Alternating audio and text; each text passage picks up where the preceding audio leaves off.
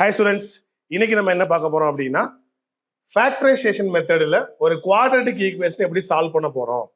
இது ஒரு quadratic equation. இதை சால்வ் பண்ணா இதுக்கு ரெண்டு ரூட்ஸ் கிடைக்கும். இது எப்படி சால்வ் பண்ண போறோம்னு பாருங்க. இப்ப இந்த ரூட்ஸுக்கான ஹிண்ட் கொஸ்டின்ல இருக்கும். என்னன்னு பாருங்களேன். இப்ப நம்ம ரெண்டு வேல்யூ ஒரு பசில் மாதிரி வச்சுக்கோங்க. ரெண்டு வேல்யூ சூஸ் பண்ண போறோம். அந்த ரெண்டு வேல்யூவை ஆட் பண்ணும்போது எக்ஸோட கோஎஃபிஷியன்ட் -3 கிடைக்கணும்.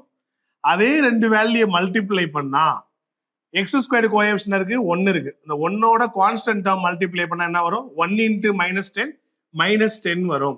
ஸோ ரெண்டு வேல்யூ சூஸ் பண்ண போறோம். அந்த ரெண்டு வேல்யூவை ஆட் பண்ணா -3, அதே ரெண்டு வேல்யூ மல்டிப்ளை பண்ணா -10 வரணும்.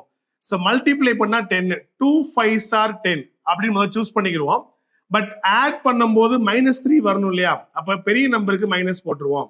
இப்போ 2y -5 ஆட் பண்ணா -3, ரெண்டையும் மல்டிப்ளை பண்ணா -10. அப்ப இதோட ஃபேக்டர்ஸ் என்னன்னு முதல் பார்ப்போம். கிடைச்ச வேல்யூ அப்படியே ஃபேக்டர் எழுதிடுவோம். x + 2 x - 5 = 0.